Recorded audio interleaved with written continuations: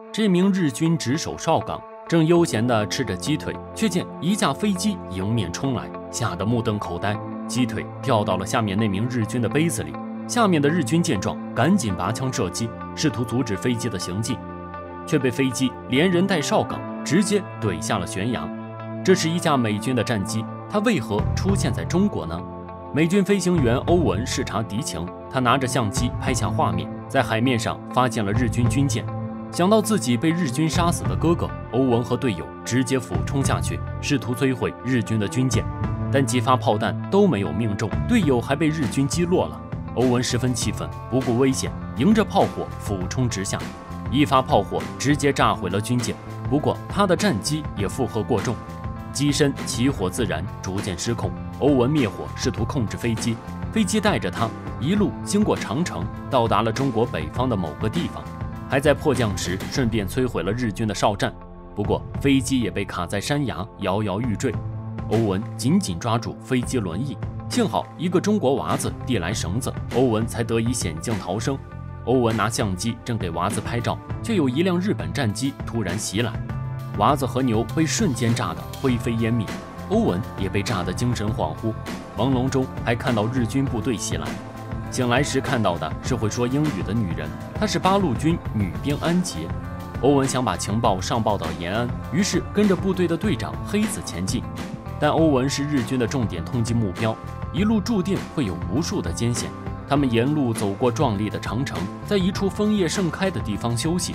欧文看着黑子的肚兜，很是好奇，说这个在美国可能会时髦。但当欧文问起黑子在哪买的，黑子却一转头吹起了树叶哨，似乎是在表达对家人的思念。欧文也尝试着吹叶子，却怎么也吹不响。但他看着河边梳头的安杰，看着看着就入了迷，被黑子一声叫喝住。后来安杰给欧文包扎伤口，欧文称呼他为 Angel。 一行人来到了一个村庄，村里寂静无声，十分异常。安杰走入屋中，吓得大叫，原来这一家老小都被杀光了，他们死状各异，十分凄惨，甚至院中还有被烧焦的尸体，磨坊上还有零星的残躯，像是孩子被石磨碾过。村中遍地的尸体也不堪入目，显然是遭遇了日军的洗劫。欧文看着这样的人间地狱，心中对日本人更是愤恨。一行人来到山洞休息，商量接下来的行程。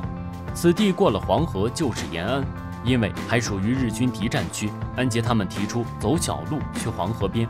欧文不理解八路军的战法，执意要走大路去黄河边。第二天，欧文不见了，只留下了字条再见。他一个人走大路先行一步，中途遇到了一辆日本卡车，车上的日本兵正在撒尿，欧文一下控制住日本兵，但他关键时候心慈手软，只抢走了那辆卡车，却放跑了那名日本兵。黑子安杰心急如焚，因为欧文身负重要情报，不能被日本人夺了去。他们追到了山岗上，碰巧看到欧文正在车上炫耀。然而没过多久，逃走的日本兵叫来了援军，欧文只能躲入车底。黑子带队试图掩护他逃脱，欧文正要起身逃跑，却被打瘪的轮胎压住。黑子见状，只能带人下去营救。一名战士奋力抬起轮胎，却不幸中了日军一弹。黑子带着欧文逃出险境，但那名中弹的战士却被团团围住。他凭最后的力气拉响手雷，与日军和卡车同归于尽。欧文看着为自己而死的人沉默不语，默默为逝者祈祷。他也意识到了自己的错误，乖乖跟着部队继续向前。黑子带队来到自己家里露宿，家中还有头发花白的老妇和黑子的女儿花花。欧文和花花很快玩在一起，花花亲切称呼他为杨叔叔。欧文把手表送给了花花，花花请他吃当地特产蝎子。欧文抵不过盛情邀请，一口整个咽了下去。他和花花玩得十分开心，无意间问起花花的妈妈，所有人都陷入了沉默。原来不久前，鬼子进入村庄，直接把毒气弹塞入屋中，毒死了花花的妈妈和村民。花花的哥哥试图爬出，却被鬼子无情射杀。黑子扛着皮艇子向黄河前进，却被山寨大王和三炮拦住。原来黑子是三炮的仇人，曾一脚把三炮踢成了废人。就在山寨要对黑子处刑时，安杰突然赶来，拦在身前。原来她是山寨的二小姐，多年来加入八路，和寨主断了联系。她以自杀相逼，叫父亲放人。这才带着黑子和欧文逃过一劫。他们在几座佛塔下嬉戏打闹，和爷爷花花编起了木筏子。在一段时间的朝夕相处后，欧文和安杰渐生情愫，他也十分爱黑子一家，说他们都是心中有爱的好人。欧文好奇安杰为何随身绑着一颗手榴弹，安杰说，因为他是一名战士，他被辱和死亡之间，他会选择死亡。原来他在读书的时候曾经被日本鬼子侮辱，所以随时做好死亡的准备。回忆起这段痛苦的过往，安杰哭得泣不成声，欧文只能默默安抚他。后来债主良心发现，愿意送欧文和黑子过河，但要女儿安杰留下来。此时欧文对安杰暗送秋波，送了他一把随身携带的军刀，取下来安杰身上的手榴弹，承诺会永远保护他。安杰也下定决心，决定和欧文一起渡河。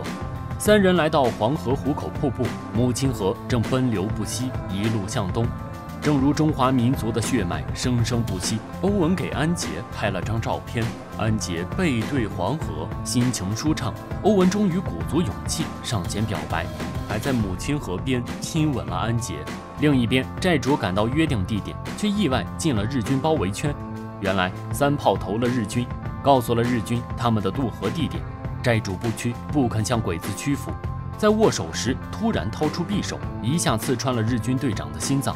随后也被鬼子乱枪射杀。看到这些，三炮痛定思痛，没想到会到今天这一步。他装疯卖傻，烧掉鬼子的草屋，最后一边唱着山歌，一边被鬼子活埋而死。这时，三人匆匆赶来，目睹了这里的一切。既然原定地点被日军占领，他们只能绕到另一个地点，却在这里发现了死去的爷爷。这时，日军拍马赶到，汉奸吆喝着让黑子投降。黑子很是气愤，一下射飞了汉奸的帽子，并独自掩护欧文和安杰渡河。黑子勇猛退敌，无所畏惧。不料日军绑架了花花当人质。黑子，咱都是中国人，犯得了为这个洋人受罪吗？呸！你也配是中国人！汉奸点燃火把要烧死花花，可一听到爸爸的话，他竟坚强的一声不吭。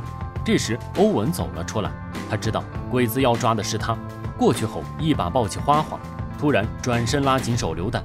这颗手榴弹还是安杰身上那颗，没想到这时候却成了救命稻草。日军要抓活口，不敢轻举妄动，只能看着欧文带着花花到岸边。日军后知后觉，发起冲锋，安杰腿部中了一弹，显然已难以渡河。但欧文不肯放弃，他抱着安杰，背着花花，一路朝着黄河狂奔。拿绳子将三人绑在一起，开始奋力朝着对岸游去。虽然黑子宛若战神一般，但子弹总有打空的时候，黑子还是被日军乱枪打倒。看着欧文逐渐远去，日军气急败坏，朝着河中不断扫射，安杰又被一弹击中。这时黑子飞扑过来，用最后的力气堵住枪口，安杰身受重伤，精疲力竭。欧文也因为负担过重，在湍急的河流中难以前行。最后，安杰剪断了绳索，葬身在母亲河中。来到对岸，夕阳西下。欧文虽然心中悲痛万分，却只能背着花花向光明前进，因为就在不远的地方是中国革命的希望之地——延安。50年后，故地重游，看着那些泛黄的黑白照片，上面的面孔几乎都已逝去，欧文心中感慨万千。照片上唯一幸存的花花，也不知道如今身在何方。相信接受了红色地洗礼，一定是一名伟大的革命战士。